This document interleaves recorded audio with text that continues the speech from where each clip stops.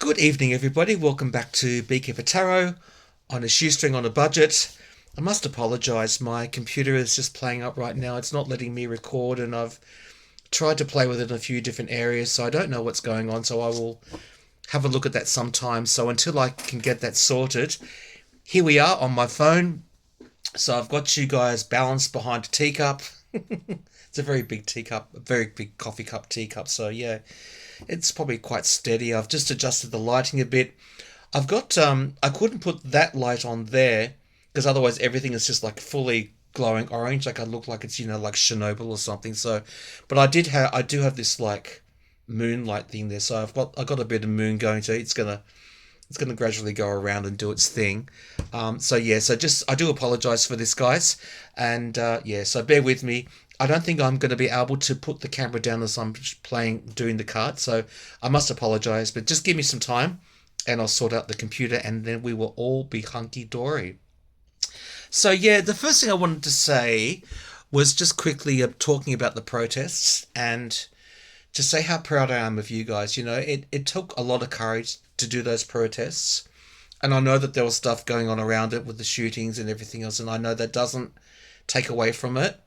And obviously, respect to the people that passed away and the people that were injured and everything else, the Congress people, in their own home. I mean, like, what the hell, really? What the hell? YouTube entertainment only, okay? Entertainment only. So, but really just a lot of respect for people that went out there and protested, and for people that were involved in it, like whether you were a keyboard warrior or checking that your friends are okay, actively protesting, wishing the protesters well, meditating for the protesters, whatever you were doing on whatever level that you could do. Well done, guys, well done. And it sends a very strong signal to the world. It certainly made news in Australia. So that's a very, very, very, very, very good thing, guys. So I just wanted to just commend you guys on all of that. And the other thing that I wanted to say, and was really how, with regards to the military parade for the Tucker, right, for his birthday, and I think it was also the 250th anniversary for the military.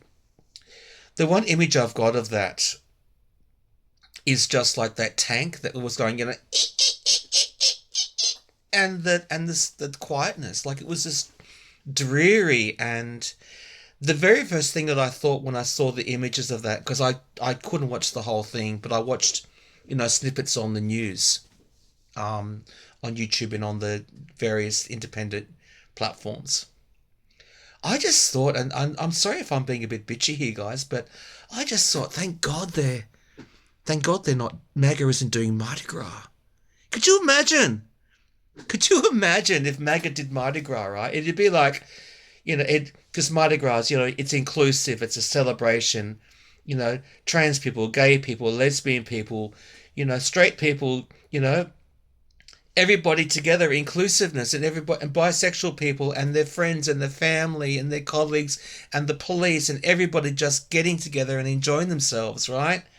With a bit of gung ho and a bit of flavor, a bit of pizzazz, a bit of color, celebrating something, and remembering where it came from, because Mardi Gras actually came from a protest.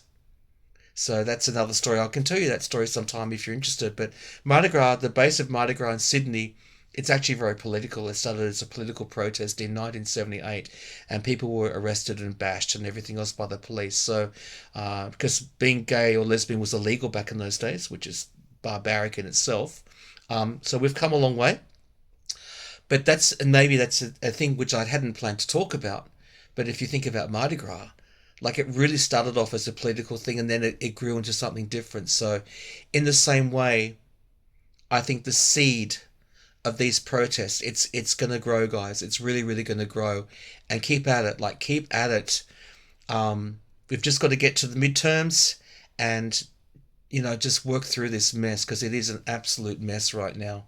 So yeah, but that's what I thought about the protests, guys, and I just wanted to say, you know, really, guys, just love you for that, and well done, and kudos, kudos, kudos, and kudos. The other thing which I wanted to talk about really quickly was regards to the G7 summit. So as you know, um, the orange one left early. I think it was on day one or day two. I can't remember. He took off, and did you actually see the footage of Macron and the Italian Prime Minister? Did you see that footage? They were talking to each other, right? And they both had like their hands over their mouth, so you couldn't see what they were saying. But Macron said something to the Italian Prime Minister, and I do apologize, I've forgotten her name, right?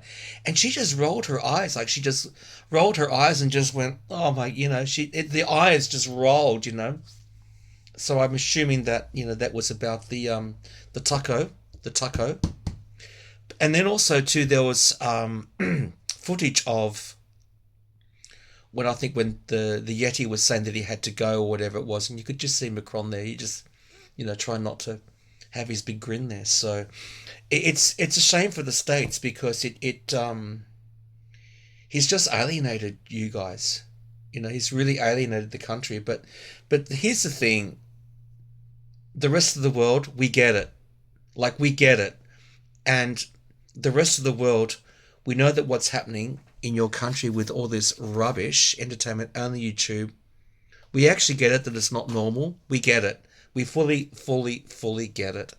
So yeah, it's just gotta ride it out until we can just keep resisting, guys, and we will get through this. We will get through this.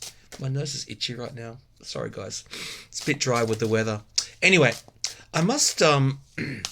So I was watching an interview with the Australian Prime Minister. His name is Anthony Albanese, or Anthony Albanese. Yeah, Anthony Albanese. And as the Australian readers have said, I think Libby and Lena and Marianne, myself, we all just said that we all call him Albo, right? So we just in Australia, right? We just abbreviate names.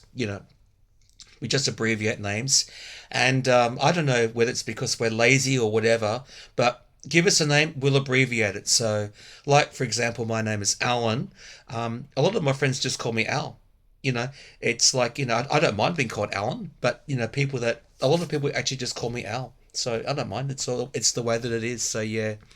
So Albo went on TV and was doing this interview with regards to the G7, right? And he was being interviewed, and a lot of questions were coming on about the taco, right? And so they were asking why the taco left early and talking about that. And Albo was being very, very, very diplomatic about the whole thing and saying, well, he had every right to go, and we respect all of that, and these things happen, and he had to go back and do stuff with his country, and we can always reschedule things and blah blah blah, which I think was just pure, pure, pure theatre and diplomatic stuff.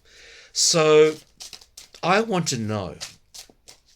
I want to know, what did the other leaders of the G7, the other world leaders in the G7 conference in Canada, what did they really think about the Yeti being there? So, what did they really think about the Yeti being at that conference? So, Spirit, what did the other people from the conference think about the Yeti? Oh, these cards are jumping. So there's a story here. What did the other people of the conference think about the Yeti? What did the other G7 members think about the Yeti? Okay. Five of Cups. Two of Pentacles. Oh my God. Okay. Wow. Wow, wow, wow. Okay.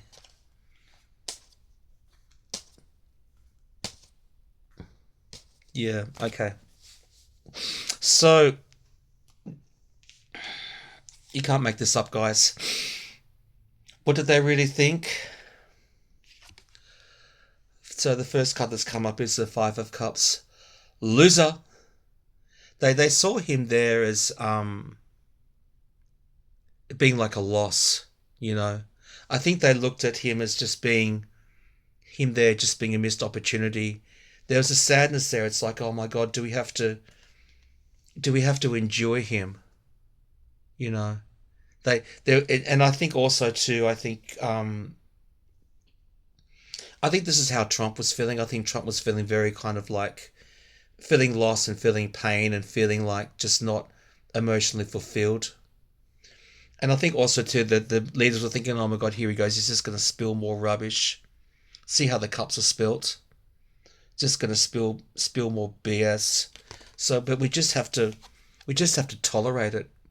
We just got to juggle him being there at the summit. We've just got to try and manipulate things, just juggle things. But behind it, if you look at this card here, which is the Two of Pentacles, there's all this turbulent water, right? So behind it, I think there was a lot of. It's interesting that there was a lot of emotion, you know, but it was just like it's just like just yeah, and out in the cold with the Five of Pentacles.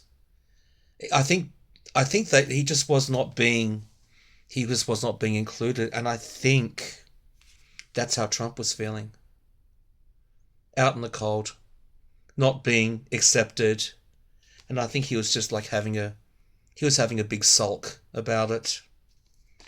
And they saw connections to Mother Russia as well. So yeah, and they thought, well, he's just sitting there on his money and on his thing. King King Shit, just there. He's in his own little bubble. But no, they I think they were just quite happy for him not to be there. But there wasn't much love in the room. But really, they just thought it's almost like, oh my God, do we have to endure this loss? And I think in a way that's pretty much how Trump is being looked at internationally. It's like it's just he's gone so far away from the castle, like he's gone so far away from mainstream, like he's literally just isolated himself, you know? And he's just gone so far out of the way. That's just not helpful to anybody. But no, but there's that connection there to Mother Russia with the Empress as well. I think they were just like really, really, really, really happy for him to go. So yeah, so that's what they were really thinking about him. Um, I'm going to stop this video here, guys, and I want to have a look at a few more things. I want to have a look at Iran and a few things like that. So I'm going to stop recording. I'll be back in a minute, and then I'm just going to load this up. So yeah, definitely, yeah, he was definitely feeling out in the cold, and I would say that behind the scenes, there wasn't a lot of warmth going towards him. And then my gut feeling is that Trump felt that, and he's used to being, once again, YouTube entertainment only. He's used to being the center of attention and in the bubble. And you have to remember that we're talking toxic masculinity, and we're talking a very, very, very fragile male ego too. So yeah, he just couldn't wait to get away. So yeah, that's what I got from that, guys. So yeah, I think they were quite happy to see him gone. He was certainly out in the cold with his ilk. All right, guys, I shall be back soon with another video. Okay, I'm gonna stop this now.